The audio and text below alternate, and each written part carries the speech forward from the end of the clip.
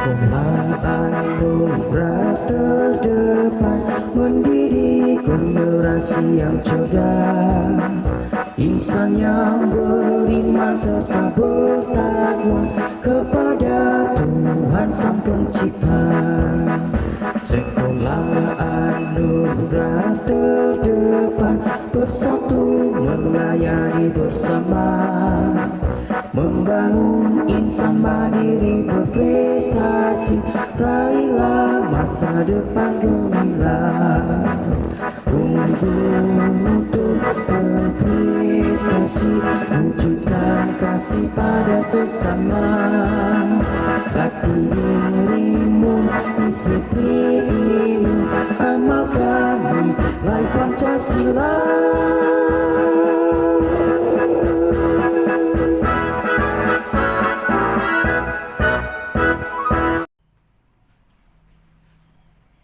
Shalom, selamat pagi anak-anak hebat. Good morning class, good morning mom and dad. How are you today? I wish you and your family are fine. With me Miss Mila in thematic science class today. Selamat pagi anak-anak hebat. Selamat pagi ibu dan bapak, orang tua siswa 5B yang saya hormati, yang selalu setia mendampingi putra-putri tercinta dalam pembelajaran hingga saat ini.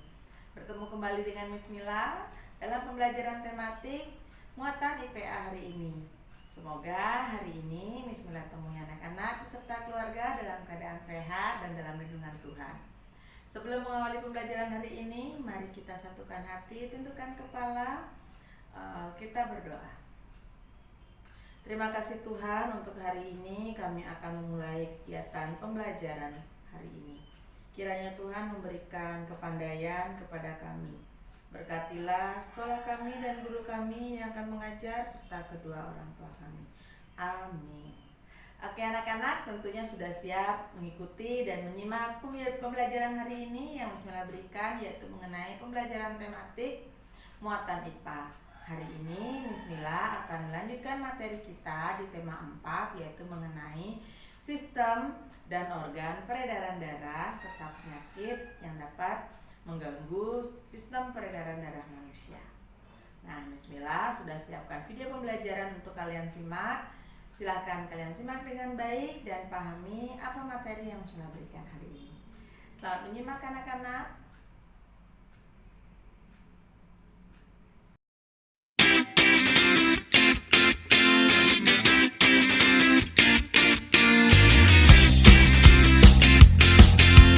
Kabar adik-adik, hari ini kita akan belajar tentang peredaran darah pada manusia dan fungsinya.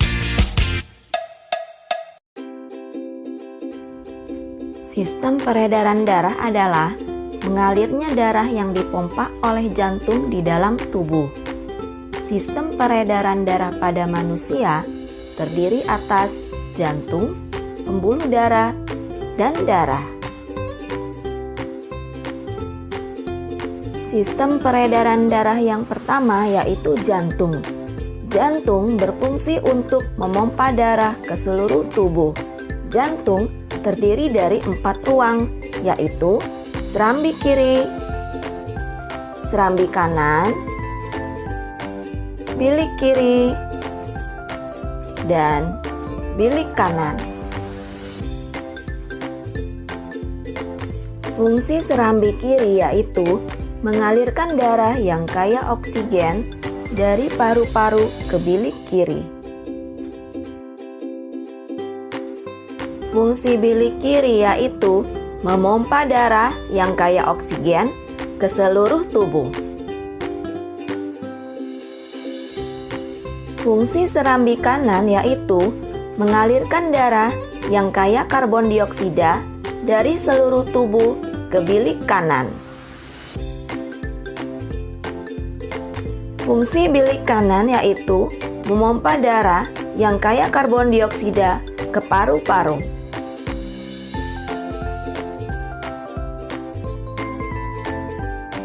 Di antara serambi dan bilik dibatasi oleh katup atau klep. Katup ini mencegah agar darah tidak kembali ke bilik ketika bilik jantung memompa darah. Sistem peredaran darah yang kedua yaitu pembuluh darah. Pembuluh darah adalah saluran tempat mengalirnya darah. Pembuluh darah terdiri atas 3 jenis, yaitu pembuluh nadi atau arteri, yang kedua pembuluh balik atau vena, yang ketiga pembuluh kapiler. Perbedaan pembuluh nadi dan pembuluh balik. Yang pertama, arteri terletak di bagian dalam tubuh, sedangkan vena letaknya tepat berada di bawah permukaan kulit dan tampak kebiru-biruan. Perbedaan yang kedua, dinding pembuluh arteri tebal, kuat, dan elastis, sedangkan dinding pembuluh vena tipis dan tidak elastis. Perbedaan yang ketiga, arteri mengalirkan darah keluar dari jantung, sedangkan vena mengalirkan darah menuju ke jantung. Yang keempat, arteri hanya memiliki katup pada jantung, sedangkan vena memiliki banyak katup. Perbedaan yang terakhir, denyut nadi pada arteri dapat kita rasakan dengan cara meraba atau menekan pembuluh nadi pada pergelangan tangan atau bagian leher di bawah telinga. Sedangkan denyut nadi pada pembuluh balik tidak terasa.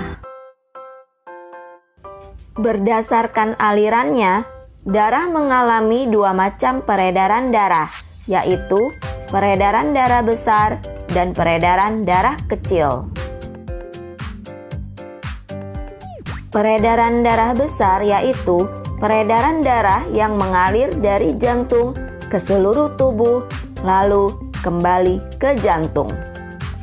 Urutan peredaran darah besar dimulai dari bilik kiri menuju ke aorta, lalu ke seluruh tubuh, kemudian ke vena, dan sampai di serambi kanan. Peredaran darah kecil yaitu peredaran darah yang mengalir dari jantung ke paru-paru lalu kembali ke jantung. Urutan peredaran darah kecil dimulai dari bilik kanan, lalu ke arteri pulmonalis atau arteri paru-paru, kemudian darah masuk ke paru-paru. Setelah itu, darah akan dialirkan ke vena paru-paru dan sampai di serambi kiri. Sistem peredaran darah yang ketiga yaitu darah. Darah tersusun dari kombinasi antara plasma darah dan sel-sel darah. Sel-sel darah terdiri dari eritrosit, leukosit, dan trombosit. Eritrosit adalah sel darah merah, leukosit adalah sel darah putih, sedangkan trombosit adalah keping darah. Berikut ini merupakan beberapa fungsi darah. Plasma darah berfungsi mengedarkan sari makanan ke seluruh tubuh, sedangkan eritrosit mengangkut oksigen ke seluruh tubuh. Leukosit atau sel darah putih berfungsi membasmi kuman yang masuk ke dalam tubuh. Lalu, trombosit atau keping darah berfungsi menutup luka.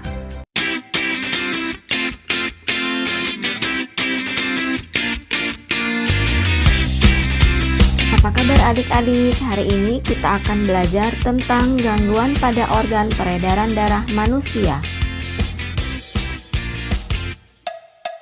Yang pertama yaitu gangguan kesehatan pada jantung, yaitu jantung koroner.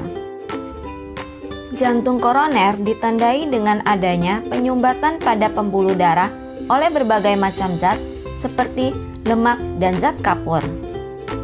Penyumbatan ini menyebabkan aliran darah ke jantung menjadi terhambat sehingga jantung tidak dapat bekerja dengan baik. Karena suplai oksigen yang berkurang menuju jantung, hal ini menyebabkan rasa nyeri pada dada dan sesak napas. Selanjutnya, gangguan kesehatan pada pembuluh darah. Yang pertama, stroke. Lapisan lemak yang tertimbun di dalam pembuluh nadi atau arteri lama-kelamaan menyebabkan dinding pembuluh nadi menyempit sehingga menyumbat aliran darah. Jika penyumbatan pembuluh nadi terjadi di jantung, maka dapat menyebabkan serangan jantung. Namun, jika penyumbatan terjadi pada pembuluh nadi di otak, maka dapat menyebabkan stroke. Berikutnya, hipertensi dan hipotensi. Hipertensi atau tekanan darah tinggi adalah kondisi ketika tekanan darah di dalam pembuluh arteri meningkat, yaitu lebih dari 120/80 mm air raksa. Sedangkan hipotensi adalah kondisi ketika tekanan darah di dalam pembuluh arteri menurun, yaitu lebih rendah dari 90/60 mm air raksa. Hipertensi dan hipotensi dapat dicegah dengan membiasakan gaya hidup sehat, antara lain seperti mengonsumsi makanan yang bergizi, banyak minum air putih, dan rajin berolahraga. Gangguan kesehatan pada pembuluh darah berikutnya adalah varises.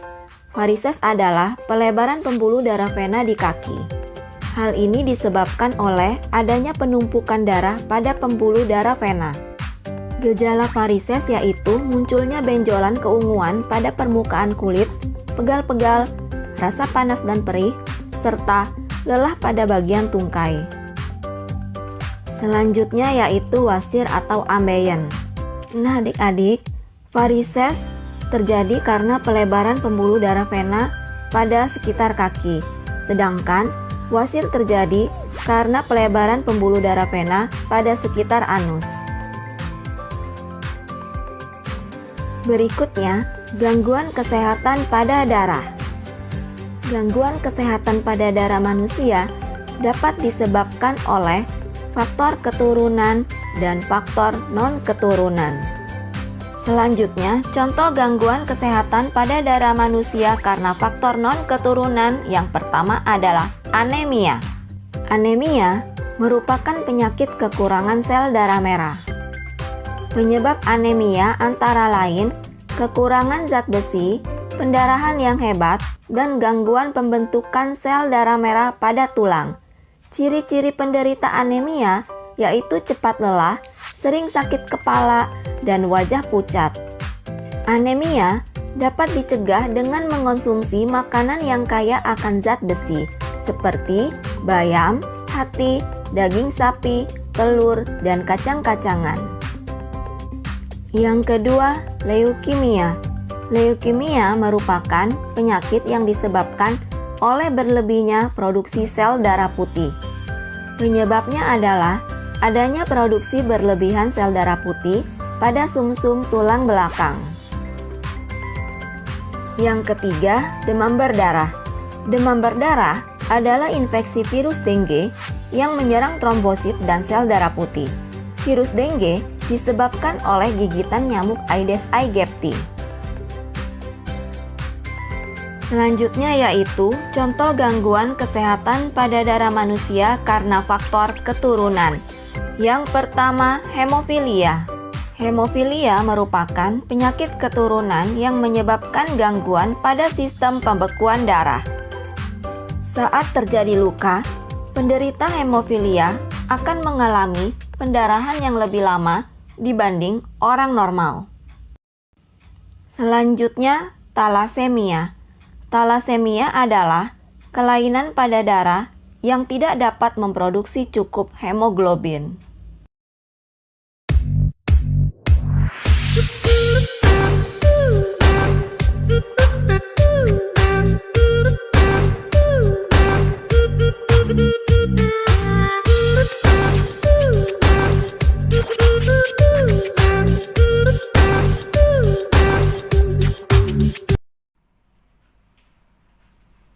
Nah, bagaimana? Tentunya sudah dapat kalian simak dengan baik apa materi yang Bismillah sajikan pada hari ini. Di mana sistem peredaran darah saat memiliki fungsi yang penting bagi tubuh kita, yaitu untuk mengedarkan oksigen, sari-sari makanan, sisa metabolisme, serta mengeluarkan zat-zat yang tidak dipergunakan oleh tubuh ke organ pengeluaran kita. Nah, mengingat betapa pentingnya sistem organ peredaran darah kita, maka kita wajib untuk menjaga kesehatan sistem peredaran darah kita, yaitu dengan pertama, makan makanan yang bergizi dan mengandung cukup asupan nutrisi, kemudian menghindari makanan yang banyak mengandung gula, lemak, serta garam, berolahraga yang teratur, cukup nutrisi, minum air yang putih yang cukup yang diperlukan oleh tubuh untuk mengeluarkan dan mengurangi kandungan racun dalam tubuh kita. Dan jangan lupa selalu terapkan perilaku hidup bersih dan sehat sehingga sistem peredaran darah kita dapat terjaga. Sekian untuk hari ini. Untuk penguatan kalian, Bismillah sudah siapkan kuis di Google Classroom. Silakan kalian simak dengan baik. Terlebih dahulu video pembelajaran yang Bismillah berikan dapat kalian simak ulang. Setelah kalian siap, kemudian silahkan kalian salin pembahasan latihan soal eksis di tema 4 yang Bismillah berikan di Google Classroom, serta kalian pelajari kembali dengan baik. Setelah kalian siap, kalian bisa laksanakan dan selesaikan kuis di tema 4 mengenai sistem dan organ peredaran darah pada manusia.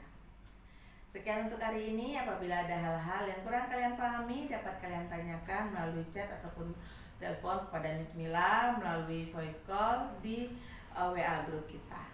Sekian untuk hari ini. Tetap terapkan perilaku hidup bersih dan sehat. Ingat, gunakan waktu kalian di rumah secara efektif dan bermanfaat untuk kalian dan keluarga. Semoga kalian dapat mengikuti pembelajaran hari ini dengan baik. Terima kasih untuk Mama dan Papa selalu setia mendampingi dan memfasilitasi kegiatan pembelajaran hingga saat ini. Bu Guru tutup pembelajaran hari ini dengan berdoa. Mari lipat tangan, tundukkan kepala, kita berdoa. Terima kasih Tuhan atas pimpinanmu selama kami belajar hari ini. Terima kasih untuk guru dan orang tua kami yang sudah bekerja sama membimbing kami dalam belajar, dan tanamkan semua pembelajaran yang kami terima agar kami menjadi anak yang rajin dan pandai. Amin. Oke, thank you student. Terima kasih. God bless us. Tuhan memberkati kita semua.